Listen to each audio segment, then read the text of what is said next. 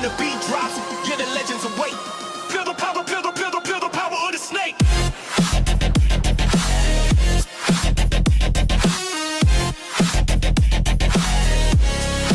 Feel the power of the snake. Hey guys, normally I'd say welcome back to the channel. I'm Dylan with Clarity Creations, but I don't really know where this content's gonna end up. I don't know if we're gonna do TikTok, a different YouTube channel, or just start compounding the reptiles with other stuff. But I figured I'd record this stuff. We're gonna do a little time-lapse video of what we do today. So stick around, it should be a pretty cool video. But this video is all about our hot sauce. Our hot sauce has become pretty popular lately. A lot of people have been ordering it and asking about it, and people are really interested in it. So I just want to take you from the very beginning. Right now it's May the 2nd, and we are just now starting to think about and prep our garden for this coming season. So today we have to make soil. So we're going to go through the list, and I'm going to show you everything that we got to create our soil. What we start with is worm castings. Worm castings is like your extra nutrients, your extra added good stuff to your soil. This is what gives your plants a lot of that oomph to grow really good, healthy plants. So very essential to have some worm castings. About 10 to 15% of your ratio should be worm castings.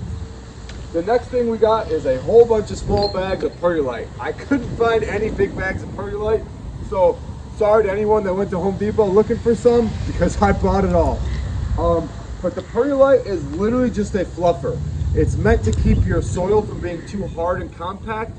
You want your roots to be nice and, easy to move through the soil, easy to grow and spread out. If it's too hard, they'll compact and then they'll die and they'll have huge issues. So your perlite is very important to keep your soil nice and fluffy. Next, what we have here are two different styles of, we call the base.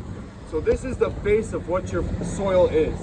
This has stuff already mixed into with it. It has microprizomes or whatever. I can't even say the word right. It has good stuff, right? The soil has good stuff in it. It's already pre-mixed to have a lot of good things that we need in it and stuff that you use for your plants. However, using this alone would not make a good soil, especially for pepper plants, because they need a really aerated soil that drains fast and dries out fast, so that way the roots can spread and do what they need to do. But as far as base goes, these two are really good bases to start with. This should be about 60% of your total pot. In every pot you should have about 60%. The perlite, let me back up a little bit. Perlite, I believe, is about 5 to 10%. So you got 60, 10, and 10, we'll say. So the last 20% is your compost. The compost is very important. That is like your food for your plants. It's kind of what the worm casting is, but the worm casting is even better. The worm casting is like even more pure and higher with nutrients. The compost is like your slow, long release, good nutrients for your plants. It's very, very important to have. This is about 20% of the ratio. And I got a couple different kinds here because I like to mix it up. I like to put different stuff in there, so that way they're not just getting all their nutrients from one source. They can pull it from different types of compost. We got mushroom compost, we got manure, and then we got a little bit more premium compost, mushroom compost. So we're gonna use that stuff and mix it all together. And then later on, the plants aren't ready to go outside yet. We're gonna make the soil today. We'll probably transplant in about a week when it gets a little warmer outside. But once we transplant and then we monitor our plants for about a week or so, make sure that they're doing good, then we'll add mulch. The mulch goes on the top of it, and it does two things. One, it helps the sun from drying everything out too quick, and two, it helps protect animals from like digging in there and stuff. It kind of is a little bit of a deterrent instead of just going straight to the soil. So the mulch doesn't really do too much for the plant itself, but it really helps the soil stay a little more hydrated, and it also helps predators from, and squirrels and stuff from digging up the soil and digging the plants up. So after we do a little time lapse of dumping everything out, I forgot to mention, so this is a tarp. This is the process. We have an 8-foot by 10-foot tarp. We're gonna lay it out here, and we're just gonna do our ratio. We're gonna do 1 bag of soil to 1 bag of compost, 2 bags of perlite to 1 bag, or 1 or 2 bags of worm castings. We'll mix all it together and just slowly keep adding ingredients until everything's one big mixed up pile. Then we'll get our fabric pots. I chose fabric pots for two reasons. One, it helps the plant get more air. It helps it dry out a little bit better, because pepper plants, they need to be dried out. It helps their plants grow. It helps them get stronger and healthier. They don't need to be saturated all the time. So the fabric pots will really, really help keeping the plants healthy. They do take a little bit more maintenance with fabric versus like a plastic 5-gallon tote or a raised garden bed or whatever. So you got to feed a little bit more. You got to give a little more nutrients. You got to give a little extra water because it dries out so much. But overall, if you put in the extra work, your yields and your plant health will be significantly better in a fabric pot. So the plastic pots are a little more easier, more forgiving method. This is more, you got to pay a little more attention, put a little more effort in, but the result for this is almost double what it would be in a 5-gallon plastic pot. So that's all of our stuff we're going to have. After we make the pots, we're going to do a little time lapse of mixing everything together and having fun with that. And then afterwards, we'll go through all the pepper plants that I chose to plant this season. I believe we have 16 pepper plants and about maybe 10 to 12 different types of peppers. So we'll go over that, and I'm really excited to share that stuff with you guys. So let's get after it. Enjoy the time lapse.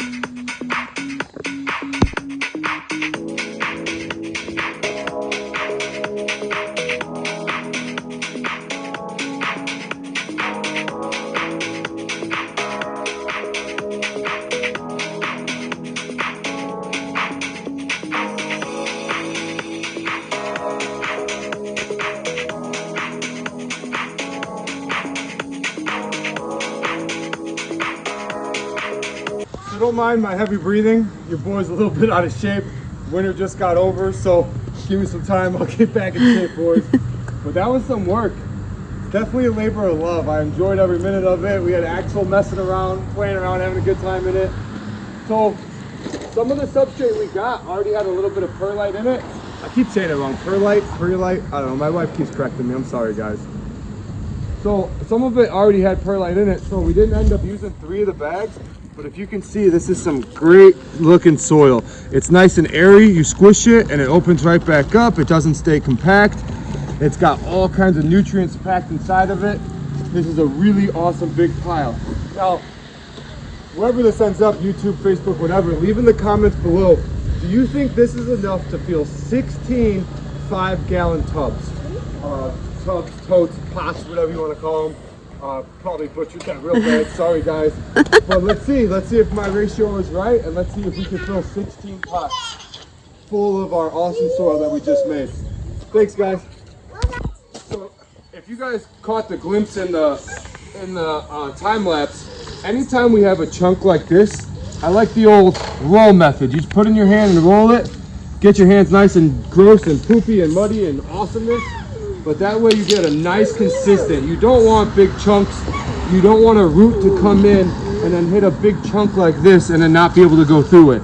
So what you do is you take it and you just roll it, and then it becomes a nice powdery substance, and you spread it out. So if you see in the time lapse, I do a lot of this.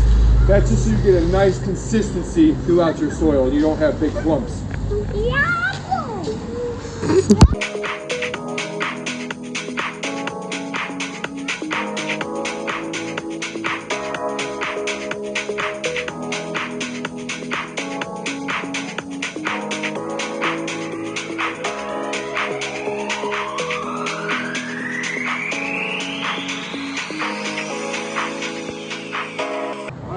So we just finished filling our fabric pots. Good thing I bought a 20 pack and not a 15 pack, because we filled all 20. We got our dirt angel Axel down here with the leftovers. We did actually a pretty good ratio considering I bought 4 extra pots. If I didn't buy 4 extra pots, I'd have a lot more. But the expensive part is the soil. The cheap part is the plants. So we're honestly just gonna go get a couple more pots, fill them up, and instead of doing 16 pepper plants, we're gonna grow some some onions, some other stuff. We'll figure out some other stuff to grow, maybe more peppers. But yeah, the ratio worked out pretty good. I'm really happy about it. I gotta give my son a bath, and I'll show you guys the peppers in a little bit. Check it out.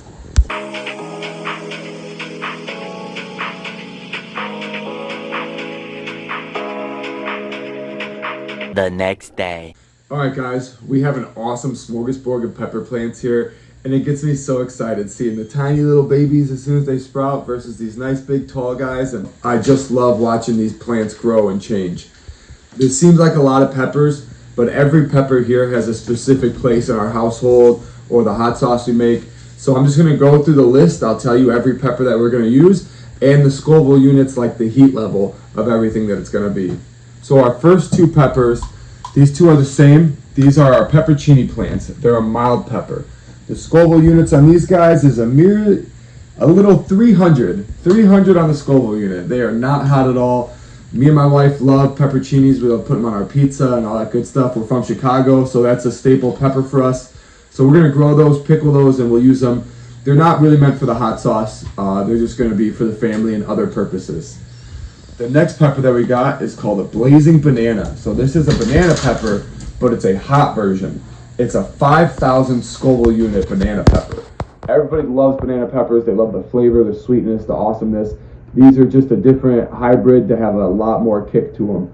And 5,000 is not a lot of kick, but they are definitely not a sweet pepper. They have a little bit of heat to them. So really excited to grow these, and these will add some really good flavor. The next pepper we have on the list is our Fresno chilies. These are 10,000 Scoville units, so double of the hot banana peppers. This guy adds awesome flavor. It's always a green pepper. It doesn't turn red or anything like that, so it's got good for flavor. The problem with a lot of peppers, they usually turn red, so it makes all of your hot sauces red. That's why you associate hot sauce with red. But I want to get different colors in my hot sauce. I want to add a variety because we're gonna do 4 flavors this year, and I'm giving you a little sneak peek because I haven't released all those flavors yet. You guys have seen 2, you know about 2, but we got 2 more awesome ones coming. So having these green peppers with some really good flavor and a little bit of heat will be an awesome additive. The next 2 after that, these 2 are the same right here. These are Poblano Trinidad peppers. The Poblano pepper is a staple pepper, especially in Mexican culture. They use it a lot. We love it. I love the flavor of it. It's almost like a jalapeno. You get the heat of the jalapeno, but without that super strong jalapeno flavor. These are a very, very awesome pepper. The Scoville units on these are anywhere from 250 to 1,500. So that means I kind of put these out of order a little bit. These guys should have been after the pepperoncinis here. But they can get, a little spicy. They can be mild, but the flavor on these is awesome. They have a dark green color when they're ripe, so they add some really cool color and body to your hot sauce. But they're great to cook with, stuffed peppers, all that good stuff. So these ones will be used for the hot sauce, but also for the house a lot. So I put these out of order a little bit. So now we got these guys. Oops, sorry, little guy. So we got these, and then our next 2 set are our sport peppers. Again, we're from Chicago. We love our sport peppers. Chicago-style hot dogs is something I love to eat all the time. So these probably won't be used for the hot sauce. We might put a little bit here and there, because they have great, great flavor. The Scoville units on these are 16,500. And this is what starts medium. Everything before this has been a mild pepper. So 1,600 Scoville units, this starts in medium pepper. You can munch on them. They're great. They're so good. I love this pepper. I love they get green to red, so there's different variations in the peppers for ripeness. And I'm just really excited to have these in the house. Like I said, maybe for the hot sauce a little bit, but mainly these are just peppers that I love to eat. The next one is, I know I say this a lot, but this is my favorite pepper. By far, this is my favorite pepper to eat. The flavor is amazing, and it has the worst name possible. This is called a fish pepper. And I don't know why they call them fish. I don't know. They don't taste like fish, but they taste so good. The flavor profile on these things are amazing. And you have awesome colors from green, orange, red, yellows. It's a very pretty plant as it's growing, and it has awesome flavor. This is a Scoville unit of 17,000. So it's a little bit hotter than our sport peppers, but man, the flavor on these trumps all of them. This is by far my favorite flavored pepper. Not always the heat level I like a little hotter, but man, these are my go-to for just munching on a pepper. Our next pepper that I'm going to bring up is the Tabasco plant. We all love Tabasco. It's one of my favorites. It's literally like the hot sauce that got me into the door of loving hot sauces. Even on my breakfasts, I make all my own hot sauce. I love my own hot sauce, but something about some Tabasco on some eggs or in the morning, it just hits different. It's not the same. So I will always grow some Tabasco plants. It's a great additive to all my other hot sauces to add that little bit of kick punch flavor that these have. They're small, tiny little red peppers, so they're kind of a little hard to harvest and deal with because they're just tiny little things. But man, do they pack a lot of flavor and punch. Scoville unit on these are 40,000. So if you guys, everyone knows Tabasco, that'll kind of give you a range to judge on how cool or hot these are and how hot it's going to get. Because everybody's tried Tabasco. Real watery, good flavor, a little bit of heat. The next one is definitely the most beautiful plant in the garden. This is called a Chinese 5-color.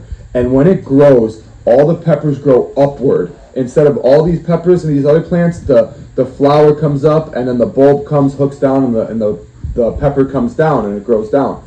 Not the Chinese 5-colors. They go straight up. And it's so cool to watch. They come in so bright yellows and oranges and reds and greens. Like it's so beautiful of a plant. The flavor's great. The Scoville units is 50,000, so it's a little bit hotter than a Tabasco plant. The peppers are a little bit bigger than Tabasco's, but not much. They're a smaller pepper. But man, it's just the most beautiful plant. Like I like the peppers, I like the flavor and all that good stuff, but I grow it just because it's so beautiful to look at. So our next plant we got is a super chili. A super chili has a Scoville unit of 50,000. So it's the same as the Chinese colors, except for these are really, really good. They're long. These are like, it's comparable to like a cayenne pepper. I really love cayenne pepper. It's really good. There's a lot of benefits to it. Same with this plant. It has a lot of good stuff in it for you. I'm not very scientific on exactly the nutrients and all that good stuff that it has in you, but I know the super chilies have a lot of benefits inside of the plant. Get a really deep, rich red color just like the cayenne. They grow kind of long like the cayenne. Every once in a while you'll see the ones that like curl up at the tail. Pretty cool plant to grow, and it's going to add a lot of flavor and body to our hot sauces. So now comes the hot ones. From here on out, I would say is a hot pepper. These can be hot. These can make you sweat. But from here this way, you're guaranteed to get a bead of sweat eating these. These tiny little babies that just started, these are called the burning bush. And the burning bush has a Scoville unit of 180,000. Yeah, this is my next lowest, 180,000. So if you think of a peppercini that has 300 versus 180,000, this is going to be a hot plant. I don't really know what it's related to as far as it kind of works like a habanero where it's really thin, has a thin membrane. It's a very airy pepper. It's just like a little light bulb. When you pick it, it almost feels like nothing. It's super hollow on the inside. There's barely any seeds in it, but they get these super like peachy yellow color when they're ripe, and they're just so pretty. They're hot, very hot, but they have a really, really good flavor. So this is another really fun one to grow.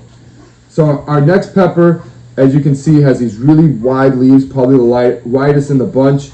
Super awesome plant to grow, and everyone knows the name of this plant. This is called a Caribbean red hot, or commonly known as a habanero. This is the staple pepper plant. If you're talking hot peppers, everybody knows habaneros. There's chips, there's seasonings, there's ranches. Everything is flavored after this pepper because of the profile that it offers. It is such a good pepper. It has such good flavor. It's super hardy to grow. It gets nice and red, thicker peppers. It's honestly, it's a cornerstone. All of these peppers are here to complement the habanero because it's such an awesome pepper. So I'm really, really excited to grow these. I honestly should have grabbed a couple more because habanero is in a lot of our hot sauces. Now our next pepper on the hot scale is the Ghost. The Ghost pepper has a Scoville unit of 1,440,000. So I was about to say 1.4, but that's not right. So it's just over 1 million Scoville units. The Ghost is a very, very hot pepper. It's a very good name for this pepper because it is unbelievably hot. Like you eat slices of this stuff in whole pots of chili. Like I've seen people eat tiny little slivers on this on a whole burger or a whole piece of pizza, and they're crying. They're chugging milk. This is a very hot pepper, but it's so good. It has such a great profile. When it grows, it gets a super orangey red color. Not like the habaneros. Habaneros are super orange, but this is more like a reddish orange. Adds great flavor, a lot of hotness, and this will be like our booster to make these hotter for our hot sauces. Up next is the scorpion pepper. Up until a couple years ago, this was one of the hottest peppers that you can get. Now they've started, cross-pollinating and engineering pepper plants to get even hotter and crazier and get new heights and levels. But the scorpion, I believe, was the hottest pepper for like a couple of years, like 2018 or something like that. Like a couple of years, the scorpion was the king. But it is a serious heat pepper. The scorpion is unbelievable. You need a very little bit to go a long way. I grabbed 2 of these guys because we plan on making a lot of hot sauce, but we use these very sparingly because a little bit can completely ruin your hot sauce batch. So these are great, but you have to be careful when using these. I just like growing really hot stuff and giving people one of these peppers and say, hey, take a bite. Like this is more of like the dare, right? Like I dare you to eat a pepper, go eat one of those scorpions, So very good pepper, good flavor, very unique, but you have to be careful with it. And then our very last one is the hottest pepper that I can get my hands on, and this is the Carolina Reaper. This is a 2.2 million Scoville unit pepper. This is the kind of pepper that if you touch it and you touch your skin, you will know that you touched your skin. This is the pepper that we have to wear gloves when we use, that my wife hates when I cook in the house because it will clear the house when you just from chopping these. The hotness will make you cough and sneeze. Like this is an extremely hot pepper with an extremely unique look. It's very like porous looking. Almost looks like a brain, like one of those monkey brain things. Like it's very, very. When you see a Reaper growing, you're like, those are Reapers. It's a very unique red pepper, small, short, stout, but very like a textured. The flavor on these is a very, probably one of the most unique flavors besides like the pepperoncinis and stuff like that. The Reaper has such a distinct flavor that when we use it in our hot sauces, we use a very little bit and then we put a bunch of these other peppers in here to kind of mask that Carolina Reaper flavor. And it's not like we don't like it, it's just such an overpowering flavor that you got to combat it with other ingredients. So this one is a very small additive to our hot sauces. Very, very fun pepper to grow, and who doesn't like to say that they grew a 2 million Scoville pepper? It's just super awesome. So that's our runway of peppers that we got going on here. I cannot wait to plant these guys in the ground or in our fabric pots, and I can't wait to start watching them grow and getting some flowers on them and some hot peppers. And I'll bring you guys through the whole journey. When we plant them next week, I'll make another video and I'll post it all, put it all together. Let me know how you guys like it and if you want more of this content. Thanks, guys.